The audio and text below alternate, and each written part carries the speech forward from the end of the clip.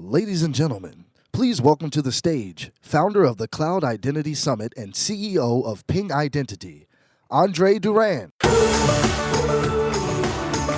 is gonna be the best day of my life. The Identiverse is in the house. Welcome to Chicago. Welcome to the Cloud Identity Summit 2017. I'm excited to be here because clearly we are doing something right. We are growing. Yes, we are growing. So I think the world is finally waking up to this room is the center of the universe. They don't know it yet. Every year we get a little bit bigger and we are going to show them.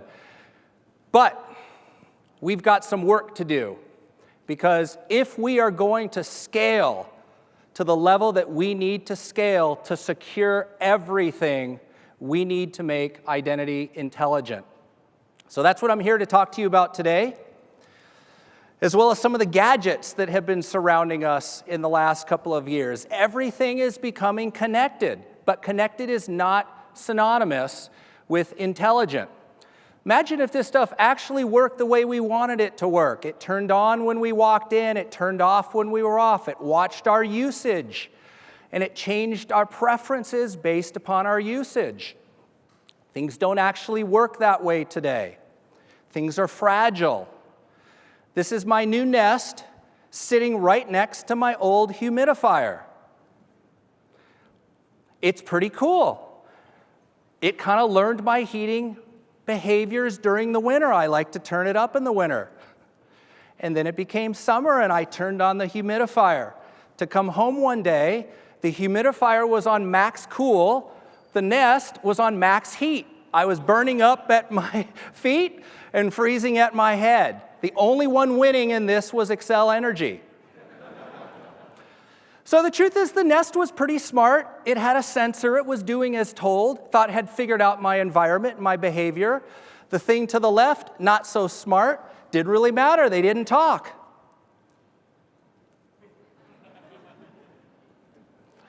The old and the new are colliding right now. 11 years ago, Nokia was the world's largest mobile handset manufacturer. 10 years from today, our kids are going to laugh at our iPhone. They're going to think it's clunky, outdated. They're going to wonder how to turn it on with your finger. Pretty cool. What do you mean? It can't read my mind? Things are changing really, really fast. The pace of change is outstanding, and it's accelerating. Joseph Wood Crutch said, security depends not so much upon how much we have, as upon how much we can do without. The truth is, we're not very good at doing without. Every day, our lives grow increasingly more dependent upon technology. And every day, we encounter a new threat. We have but one choice, which is we have to adapt or die. And make no mistake, our hyper-connected, cloudified, mobilized, super convenient world is under attack.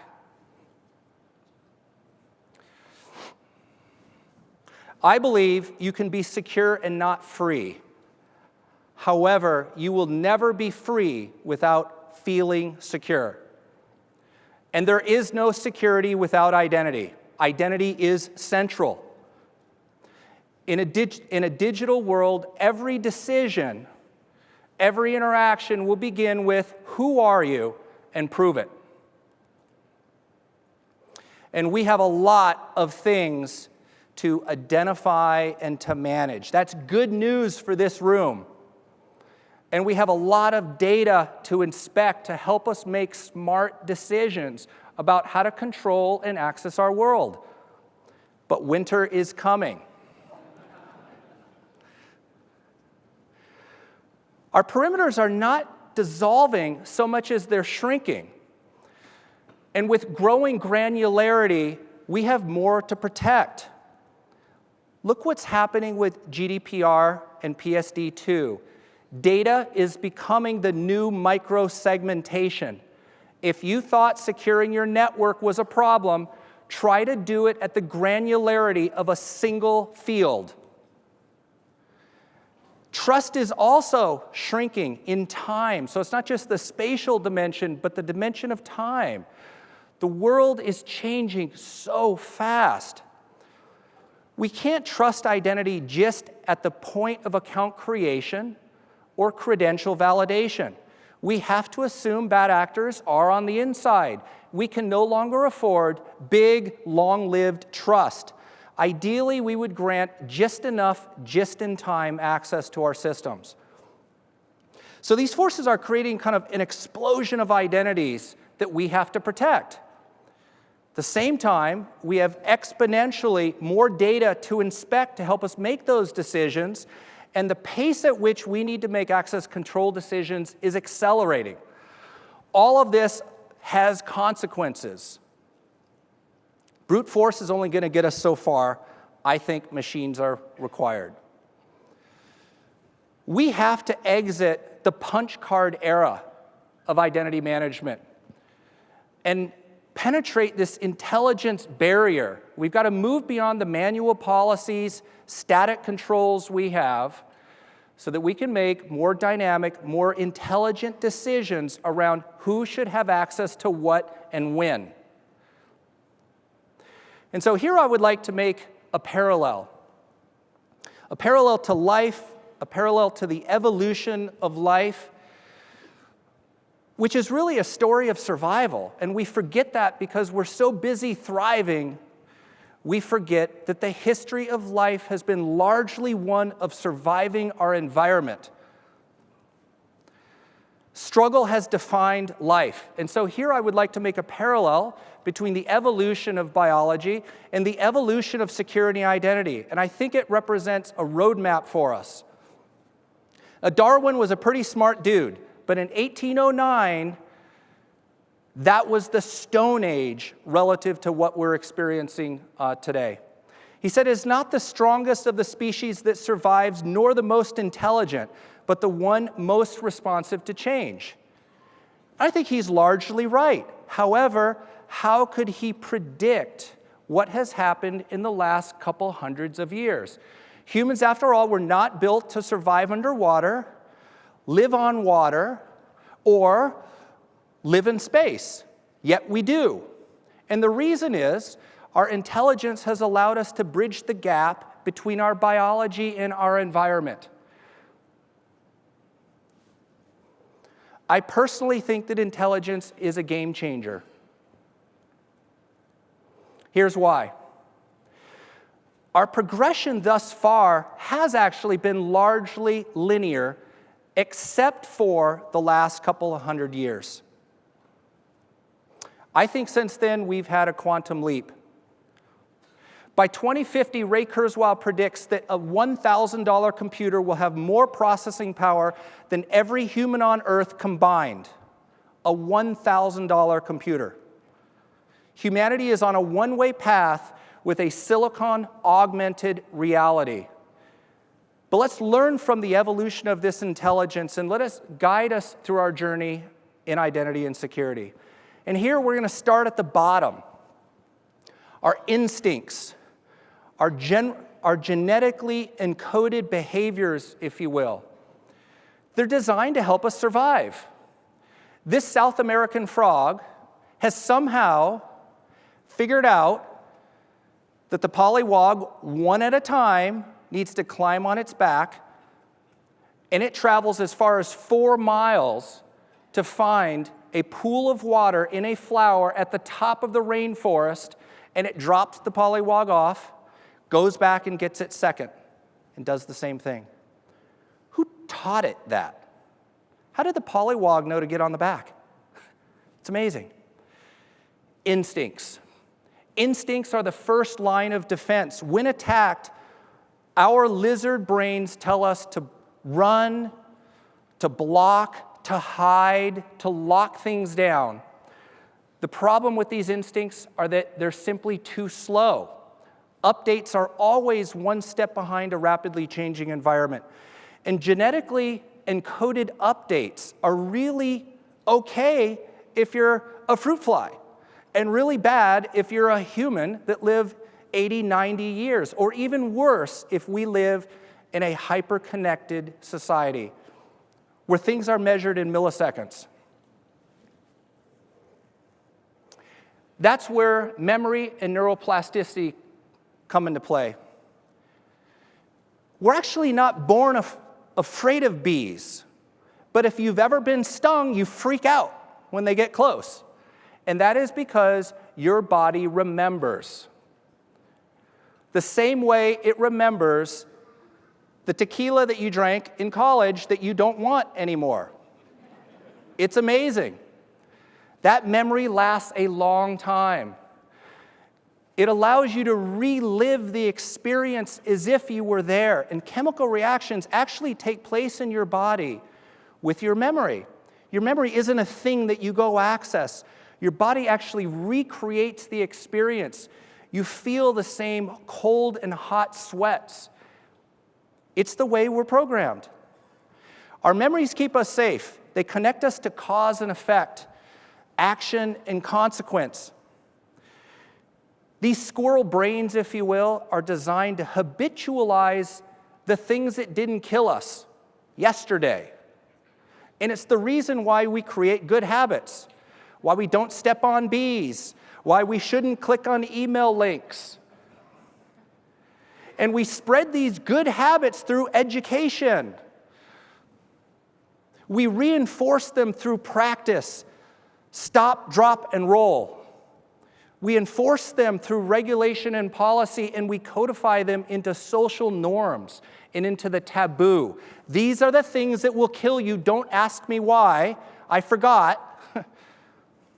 But it's habit, and it's good habits. It's all about doing what we did yesterday that allowed us to survive our environment. But instinct and memory is only going to get us so far. It will only prepare us for so much. Sometimes a new threat appears, a never-before-seen threat, attacks for which we have no pattern recognition. And then what? Our instincts will not serve us, and our memory has nothing to serve. Bruce Schneier says, you can't defend, you can't protect, you can only detect and respond. This is where intelligent reaction comes into play. And it's all about reacting intelligently to the world and environment which is changing around us at an increasing speed. Intelligent reaction senses our environment, collects a lot of data, filters out the unimportant. The human brain sees about 400 billion bits of information a second, yet it only pays attention to a few thousand. That's because the human brain is very good at filtering out that which doesn't matter, that which is not going to hurt us, and focusing in on the things that matter. And then it goes to pattern recognition. Once we have this data, it turns out the brain is an amazing pattern recognition machine. It transforms what we see and what we sense and what we experience into these recursive probabilistic fractals. And most importantly, and this is the key part, concrete, actionable, behavioral changes. That is intelligent reaction at work. And it doesn't work if these things are not connected. It's not enough to know something is going wrong, see the pattern, and not act, or act too slow. If we can't move out of harm's way, then we are nothing more than a very aware victim. And we need to move beyond that because our systems today are not connected the way they need to be connected. Intelligent reaction, unlike habits, it's not about doing what we did yesterday just because we survived. It's about addressing new situations systematically in real time, making intelligent decisions, taking the appropriate actions, not over-responding, not under-responding. And security essentially translates into, should I allow access? Yes or no? And if so, how confident am I that I'm allowing access to the right person, or thing. In identity, intelligent reaction would have us understand what the user is trying to do and what the risk is that is associated with that action. It would pick the appropriate level of recognition and authentication, not too much, not too little, but appropriate for the situation. This is not about one size fits all. We're past that stage now. It's more granular and it's faster than what we have today. So this is another Nest product. It's my Crittercam. It was mounted low on a hot tub up at my mountain property, designed to capture whatever was roaming the backyard. And it captured a number of things, mostly bees, actually, which is interesting. And it captured this fox. And I get an alert. It'll say the Nest has seen something move, and it takes a picture, and it sends it to my phone. And I've been looking at this for the last 3 or 4 weeks, mostly a squirrel, lots of bees, and then I caught this fox. And then the next day, I get this. It's 3 dudes enjoying my hot tub. And they've slid the cover back right there, you can see it. And the one guy that I can't see his face is looking there and he's talking, he's like, ooh, he's got a camera. And the other guy looks straight down and goes, oh. Smile. The problem is, I was on a plane when this occurred, so I didn't get these messages until I landed. And then I got to watch 45 minutes of conversation of the 3 dudes in the hot tub. So, sensors worked. Intelligence, check. Access control, not so good. Turns out my hot tub is not a security domain.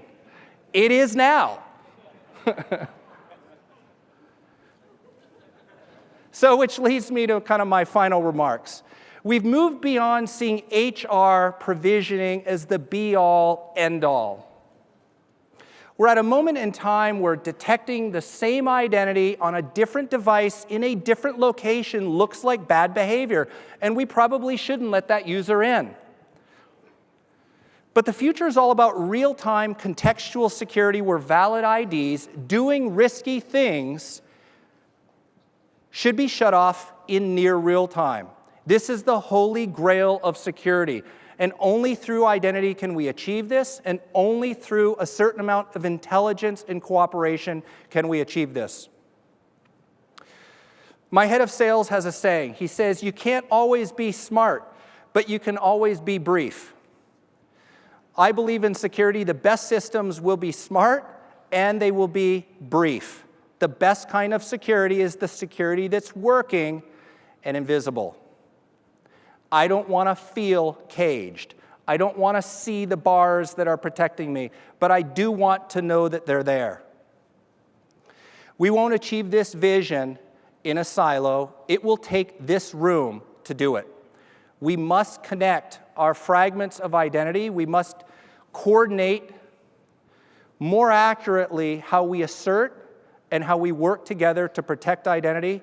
I think this will require collaboration amongst all of the verticals, banking, commerce, retail, travel. This is the way forward. This is the only way in which we can protect a global identity system. The very system this room is building is to act globally. Together, I think we can build a smarter identity. Together, I think we can create a better, more secure, and more personalized world. Thank you.